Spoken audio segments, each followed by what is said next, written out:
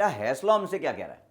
हेस law हमसे कह रहा है कि अगर कोई रिएक्शन है जो 2 या 2 से ज्यादा स्टेप्स में हो रही है, तो एक रिएक्शन सपोज मैंने लिख दी तुम्हारे सामने, अभी हम स्टेटमेंट की भी बात करेंगे।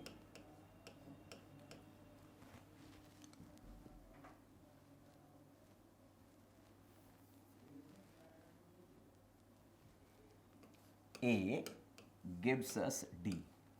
सपोज ये रिएक्शन मेरे पास है, A मुझे क्या दे रहा है? D दे रहा है, और इस रिएक्शन के लिए जो एंथैल्पी है वो है डेल्टा H। मुझे पता चला कि ये जो रिएक्शन है ये मल्टी स्टेप है। मल्टी स्टेप है मतलब क्या? A से पहले बन रहा है B, B से बन रहा है C, और C से बन रहा है D।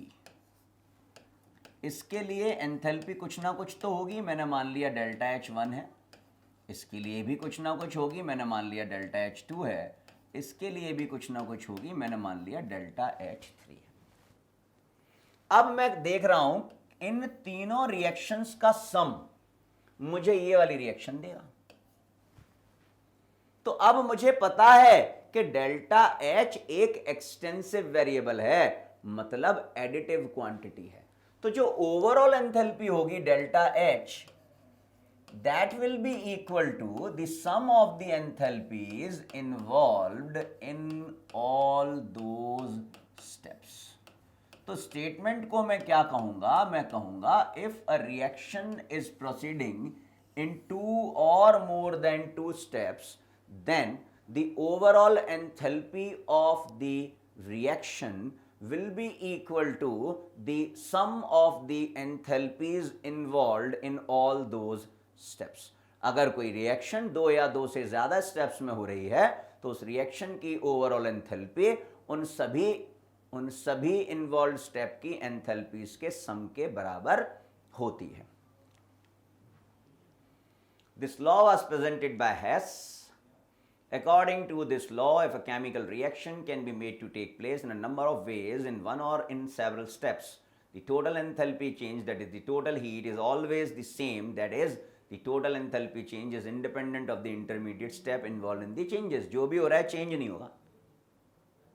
तो the enthalpy change of a chemical reaction depend on the initial and final stage only। पता है भैया स्टेट फंक्शन है, देखना जरा जो मैंने समझाया था, formation of carbon dioxide from carbon.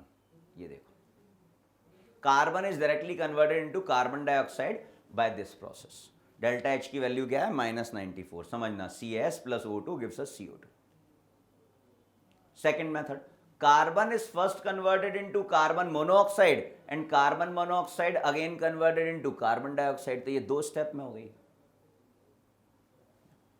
तो this conversion has been carried in 2 steps. देखो, कार्बन ने पहले कार्बन मोनोऑक्साइड बनाया, फिर कार्बन मोनोऑक्साइड ने कार्बन डाइऑक्साइड बनाया। दोनों स्टेप्स क्या हैं? अलग अलग हैं, और दोनों स्टेप्स में कुछ ना कुछ हीट मुझे मिली है। तो देखिए, total enthalpy change carbon solid से कार्बन डाइऑक्साइड क्या होगा? इन दोनों रिएक्शंस का सम होगा। और जब इन दोनों रिएक्शंस का सम होगा तो ये दोनों हीट जुड़ जाएंगी। दोनों हीट जुड़ जाएंगी तो ये वही आ गया 94 किलो कैलोरी। मतलब क्या हुआ, कितने स्टेप में हुई? जैसा मैंने आपको बताया था, स्टेट फंक्शन वो होते हैं जो इनिशियल और फाइनल पॉइंट पर डिपेंड करते हैं। What ever the change you have made during the process does not make any sense. कोई भी इंटरमीडिएट स्टेप का कोई भी अंतर नहीं रहता है। जो एंथैल्पी मेरे पास ओवरऑल रिएक्शन की है, बाकी सभी एंथैल्पीज के सम के बराबर होती है। जैसे ammonium chloride from ammonia and hydrochloric acid. पहला मेथड क्या है? डायरेक्टली NH3 और HCl को जोड़ दिया और NH4Cl बना दिया। डेल्टा H की वैल्यू देख लीजिए, -42.2 है।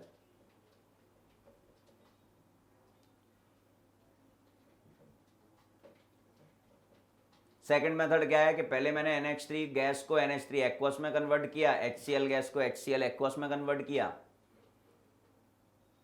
और मुझे मिल गया NH4Cl। NH4Cl, ठीक है जी। Application of Hess law for the determination of enthalpy of formation of those compounds which cannot be prepared directly from the element easily using the enthalpy of the combustion of compounds। for the determination of the enthalpies of extremely slow reactions, for the determination of enthalpies of transformation of one allotropic form into another। आप देख रहे थे हम दोनों reactions को जोड़कर या घटाकर कार्बन, ग्रेफाइट और डायमंड हमने बनाया था। For the determination of bond energies, ये फिर से एक बड़ी इंपॉर्टेंट चीज आ गई बेटा। सर क्या इंपॉर्टेंट है इसमें? इंपॉर्टेंट ये है कि बेटा जब भी मुझे किसी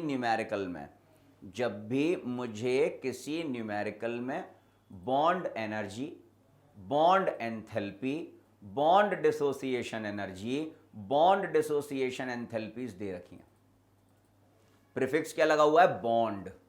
तो मैं कभी भी ट्रेडिशनली HP माइनस HR से कैलकुलेट नहीं करूंगा इसको। It is calculated by conventional method. हमें मेथड बताया गया कि whenever bond energy, bond enthalpy, bond dissociation energy, bond dissociation enthalpies दे रखी होती हैं तो enthalpy can be calculated by enthalpy of reactant minus enthalpy of product, enthalpy of reactant minus enthalpy of product. For the determination of resonance energy, and this is the formula, for the determination of lattice energy, born-Haber cycle का नाम आपने सुना होगा। देखिए bond energies और bond enthalpies, the amount of energy required to break one mole of bond of a particular type between the atoms in the gaseous state, that is to separate the atoms in the gaseous state under 1 atmospheric pressure, specified temperature is called bond dissociation energy. सरल सीधे शब्दों में एक मोल bond को dissociate करने के लिए, एक मोल बॉन्ड को क्या करने के लिए? डिसोसिएट करने के लिए जितनी एनर्जी की रिक्वायरमेंट होती है, that required energy is known as what? That required energy is known as bond dissociation energy.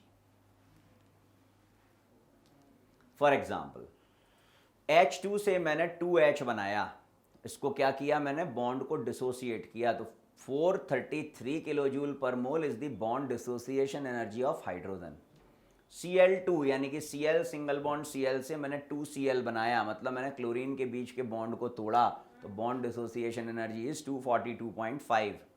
HCl को मैंने हाइड्रोजन और क्लोरीन में तोड़ा, मतलब HCl के बीच के बॉन्ड को तोड़ा, energy bond dissociation energy is plus 431 kilo joule per mole. तो the bond dissociation energy of a diatomic molecule is also called bond energy. Bond energy is also called the heat of formation of the bond from gaseous atom constituting the bond with the reverse sign. ये देखिए H प्लस Cl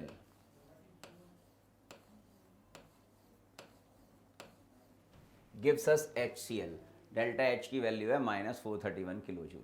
तो bond energy of HCl क्या हो जाएगी? HCl की bond energy positive हो जाएगी, क्योंकि HCl के फॉर्मेशन के लिए क्या है वो? माइनस 431 है, तो डिसोसिएशन के लिए क्या हो जाएगी? प्लस 431, क्योंकि अगर फॉरवर्ड रिएक्शन क्या है? एक्सोथर्मिक है, तो बैकवर्ड रिएक्शन क्या होगी? एंडोथर्मिक होगी। Consider the dissociation of water molecule which consists of 2 OH bond। बता देता हूं, water is HOH। कितने OH bonds हैं? 2 OH bonds। कितने OH bonds हैं? 2 OH bond हैं। तो भैया 2 OH bond है, तो डिसोसिएशन 2 स्टेज में होगा। H2O जो है वो पहले H गैस और OH गैस में कन्वर्ट होगा, फिर OH फर्दर H गैस और O गैस में कन्वर्ट होगा। दोनों के लिए ही अलग अलग एंथैल्पीज हमारे पास हैं। तो the average of these two bond dissociation energy gives the value of bond energy of OH। वो जो दोनों बॉन्ड डिसोसिएशन एनर्जी मुझे दे रखी थी, उनका एवरेज जो मैं निकालूंगा वो मुझे OH का बॉन्ड एनर्जी देगा, and that is the average and bond energy of OH bond 497.8 plus 428.5 divided by 2, that is 463.15 kilo joule per mole. Similarly, the bond energy of NH bond in NH3 is equal to 1/3 of the energy of dissociation of NH3। ऐसे ही CH4 में 1/4 sir कैसे, देख लो, NH3। तो इन NH3 how many NH bonds we have? 1, 2 and 3। तो 1/3 of the energy of dissociation of ammonia होगा NH की bond energy. ऐसी CH4 की बात करता हूं,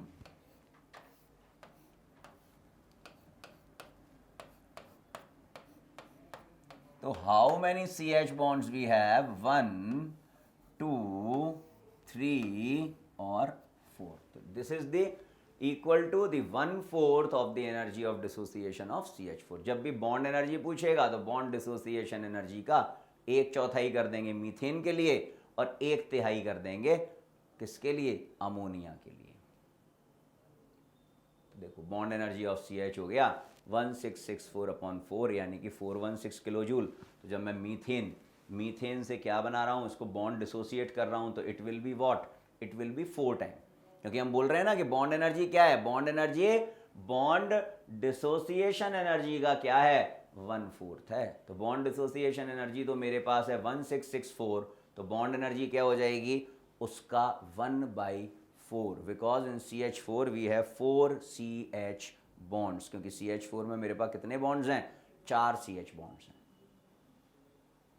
application of bond energy, heat of the reaction. मैंने आपको बताया था कि जब भी bond energy, bond enthalpy, bond dissociation energy, bond dissociation enthalpy हमें दे रखी होती हैं, तो हम डेल्टा H कैसे कैलकुलेट करते हैं? Bond energy of reactant minus bond energy of product, bond energy of reactant minus bond energy of product.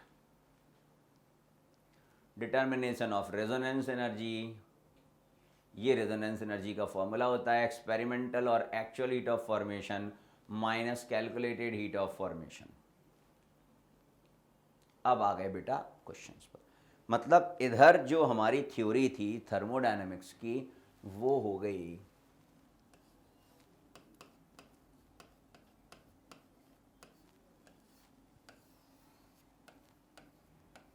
समाप्त। वो क्या हो गई? समाप्त हो गई। कठिन नहीं है, HP माइनस HR ही एक मेजर रोल प्ले करता है थर्मोकेमिस्ट्री के क्वेश्चन सॉल्व करने के लिए।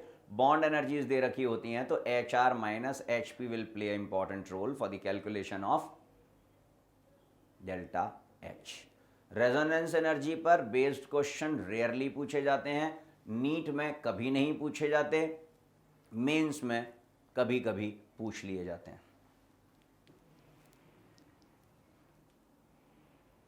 चलो देखें, बोल रहा है molar heat of vaporisation of liquid is 6 kilo joule per mole. Liquid के वेपराइजेशन का हीट दे रखा है मुझे 6 किलो जूल पर मोल। बोल रहा है कि अगर entropy change 16 joule mole inverse kelvin inverse है तो बताइए बॉइलिंग पॉइंट क्या होगा। मतलब कितना सिंपल है, देखना जरा। डेल्टा H मुझे दे रखा है 6 kilo joule, 6 kilo joule. Delta S मुझे दे रखा है कितना? 16 जूल। टेम्परेचर निकालना है। पता है कि delta S is equal to होता है डेल्टा H अपॉन T, तो T इज इक्वल टू क्या होगा? Delta H upon delta S। अब डेल्टा H की यूनिट किलो जूल्स है, डेल्टा S की यूनिट जूल्स है, तो मैं इसे कन्वर्ट करूंगा।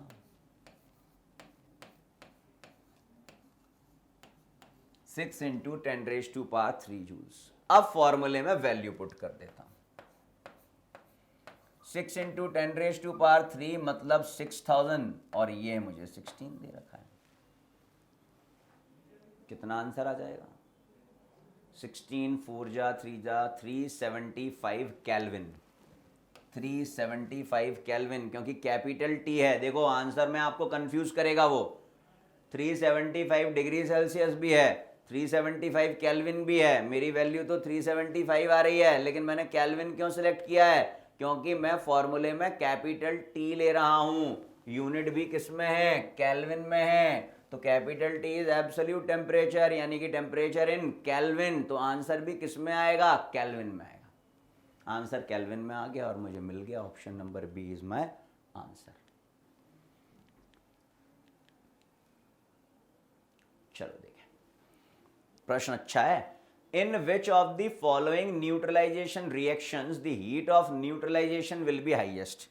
बेटा सबसे ज्यादा हीट ऑफ न्यूट्रलाइजेशन मुझे किस केस में देखने को मिलता है, सबसे ज्यादा हीट ऑफ न्यूट्रलाइजेशन मुझे स्ट्रॉन्ग एसिड और स्ट्रॉन्ग बेस के केस में देखने को मिलता है। बाकी तीनों केसेस में either of the components when are weak, हमेशा heat of neutralization 13.7 kilo calorie से कम होता है। तो मुझे क्या सर्च करना है, मुझे सर्च करना है कि यार मैक्सिमम तो स्ट्रॉन्ग एसिड और स्ट्रॉन्ग बेस के केस में होगा। इन चारों में से कौन से केस ऐसे हैं, कौन सा केस ऐसा है जिसमें स्ट्रॉन्ग एसिड और स्ट्रॉन्ग बेस दे रखा है, सर ये वाला केस है। क्योंकि बाकी में पहले वाले केस में देखें base NH4OH weak, acid CH3COH week. दूसरे वाले में देखें base NH4OH weak, acid HCl strong. तीसरे वाले में देखें base NaOH strong, acid CH3COH weak. चौथे वाले में देखें base NaOH strong, acid HCl strong.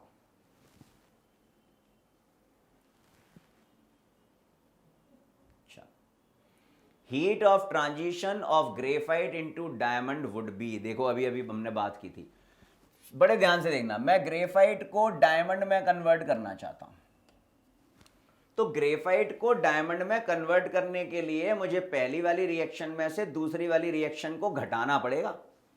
पहली वाली रिएक्शन में से दूसरी वाली रिएक्शन को क्या करना पड़ेगा, सर घटाना पड़ेगा। जब मैं पहली वाली में से दूसरी वाली रिएक्शन को घटाऊंगा तभी मुझे क्या मिलेगा, ग्रेफाइट से डायमंड मिलेगा। और अगर पहली वाली रिएक्शन में से दूसरी वाली रिएक्शन को घटा रहा हूं तो मैं क्या करूंगा, x माइनस वाई करूंगा। क्या करूंगा, x minus y. Your answer is this.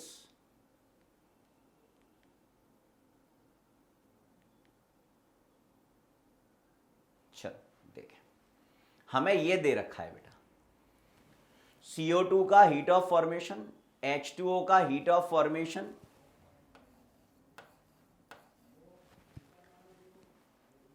C2H2 का कंबस्शन।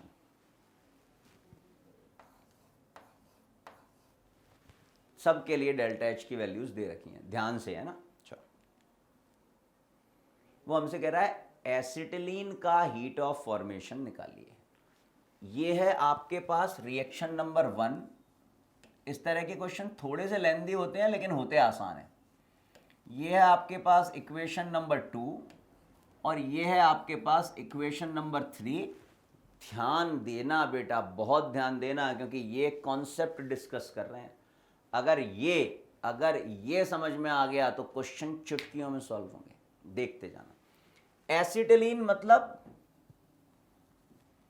C2H2, मुझे एसिटिलीन का फॉर्मेशन करना है।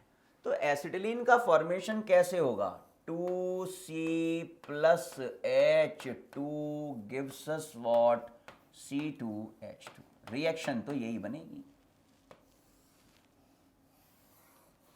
रिएक्शन तो ये बनेगी। अब 2C किस में है, 2C रिएक्शन नंबर 1 में। H2 किस में है, H2 रिएक्शन नंबर 2 में। C2H2 किस में है, रिएक्शन नंबर 3 में। देखना बड़े ध्यान से, क्या मैं इसके लिए ऐसा लिख सकता हूं क्या कि delta H is equal to delta H1 plus delta H2 minus delta H3। बहुत आसान है, यहां दिमाग लगाना पड़ेगा कि भैया रिएक्शन लिख दी, ये फॉर्मेशन की रिएक्शन है, इसमें 2C आ रहा है, 2C मुझे और कहीं दिख रहा है, नहीं दिख रहा। किस में दिख रहा है, पहली वाली रिएक्शन। प्लस H2 आ रहा है, H2 और कहीं दिख रहा है, नहीं दिख रहा। किस में दिख रहा है, दूसरी वाली रिएक्शन में। इन दोनों को जोड़ूंगा और ये मुझे कहां मिल रहा है, प्रोडक्ट साइड में। इधर कहां है, रिएक्टेंट साइड में। तो डेफिनेटली क्या करना पड़ेगा, इन दोनों को जोड़कर इस रिएक्शन को घटाना पड़ेगा। जब आप इन दोनों को जोड़ेंगे और जोड़ने के बाद इस रिएक्शन को घटा देंगे तो आपको ये रिएक्शन मिल जाएगी। डेल्टा H1 की वैल्यू दे रखी है, हां सर दे रखी है, -787। डेल्टा H2 की वैल्यू दे रखी है, हां सर दे रखी है, -286। डेल्टा एच 3 की वैल्यू दे रखी है, हाँ सर दे रखी है, कितनी, -1301। बस यहां पर गणित का ध्यान देना है। तो मेरे पास ये क्या आएगा, मेरे पास ये आएगा -787 -286 +1301। जैसे ही आप इसे सॉल्व करेंगे आपको आपका आंसर मिल जाएगा, आपको आपका आंसर मिल जाएगा। आगे बढ़ते हैं। चलो ये भी बड़ा अच्छा है समझना। The heat of combustion of methane, graphite and H2। Combustion चल, CH4 का कंबस्शन, तो CH4 बैलेंस रिएक्शन लिखनी पड़ेगी, ध्यान रखना, reaction must be balanced.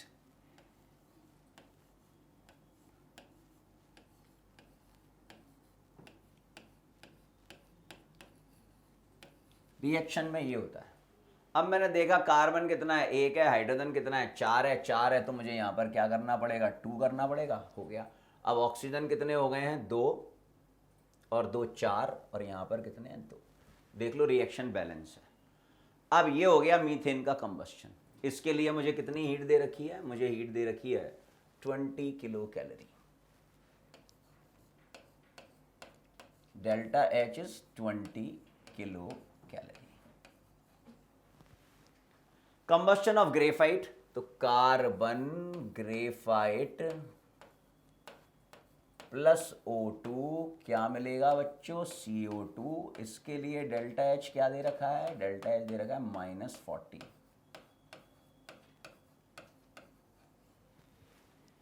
Hydrogen का कंबस्शन,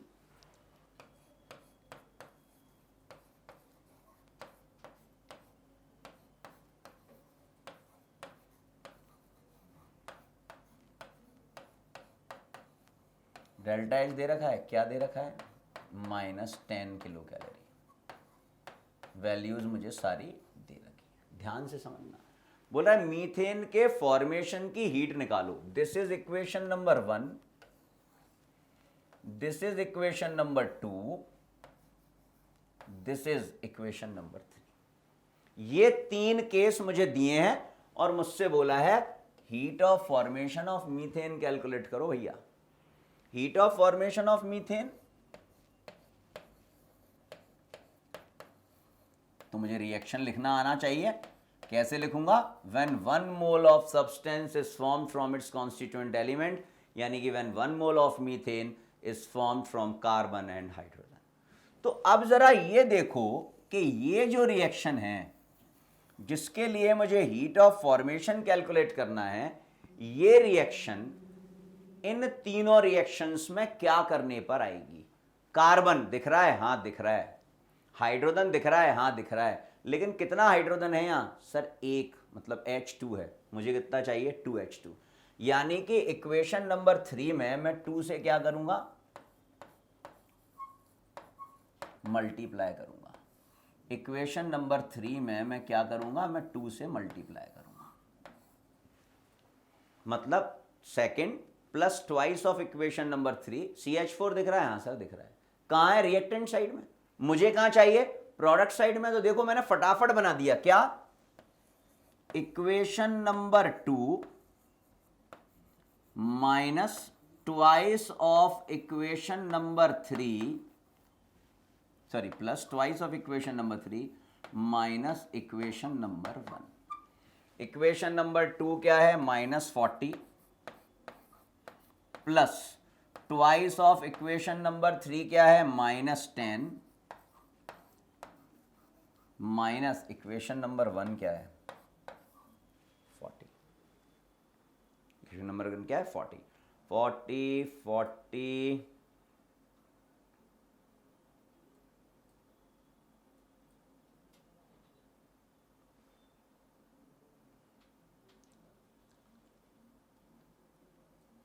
कुछ गड़बड़ है, क्या गड़बड़ है,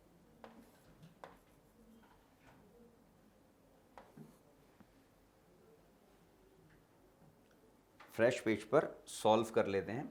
जब मैं यहाँ पर ये वैल्यू पुट करता हूँ तो मुझे आंसर मिल जाता है, मुझे आंसर मिल जाता है। लेकिन इसे फ्रेश पेज पर मैं सॉल्व कर देता हूँ। कैसे सॉल्व करूँ?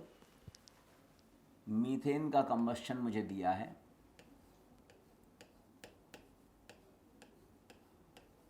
CH4 प्लस 2O2 क्या मिलता है, CO2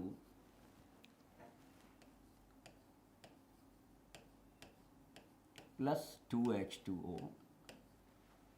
डेल्टा H की वैल्यू इन्होंने मुझे दी है 40 किलो कैलोरी। डाटा में मुझे कुछ गड़बड़ लग रही है क्योंकि कंबस्शन का प्रोसेस एक्सोथर्मिक होता है। उन्होंने मुझे पॉजिटिव वैल्यू दे रखी थी, मैंने यहाँ पर इसे नेगेटिव कर लिया। फिर उन्होंने मुझे क्या दिया है, कार्बन का कंबस्शन, तो कार्बन ग्रेफाइट प्लस O2, मुझे क्या मिलेगा, मुझे मिलेगा CO2। इसके लिए इन्होंने मुझे डेल्टा H की जो वैल्यू दे रखी है वो कितनी दे रखी है, देख लें ज़रा। डेल्टा H की वैल्यू दे रखी है -40। अच्छा, उसके लिए -20 दे रखी है, ठीक है, चलो इसको सही कर लेते हैं। तो हाँ, ये है बेटे -20,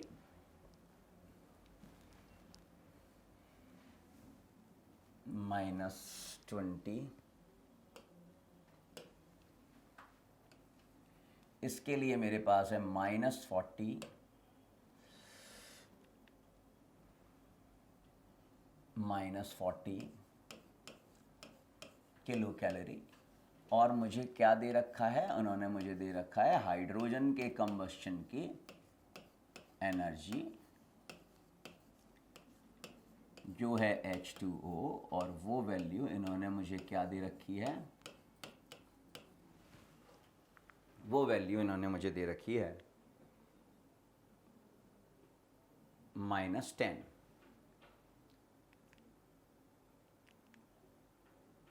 -10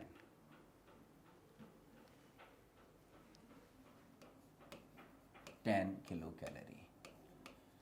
What we have to find out? We have to find out the formation of methane, यानी कि C plus 2H2 gives us what? Gives us CH4। हाँ सर, बिल्कुल सही है। अब देखूं कि क्या करूं इस वाली रिएक्शन में।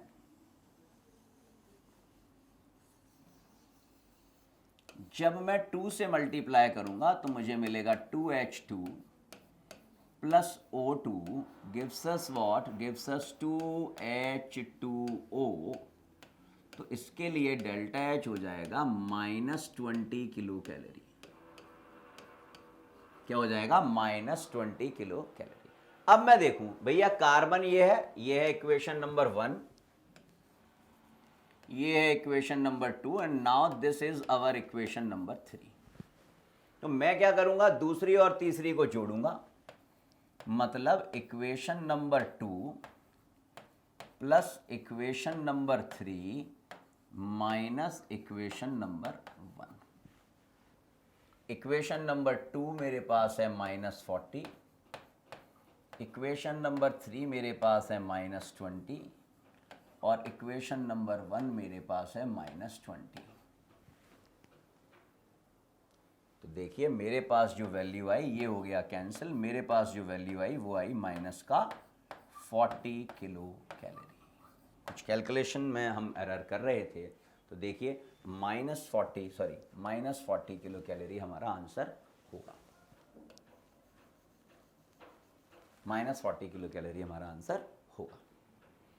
तो बेटे इस प्रकार से हमें क्वेश्चन सॉल्व करने होते हैं किसके, थर्मोडायनेमिक्स के। आशा करता हूं कि आपको थर्मोडायनेमिक्स समझ में आया होगा। Thank you so much.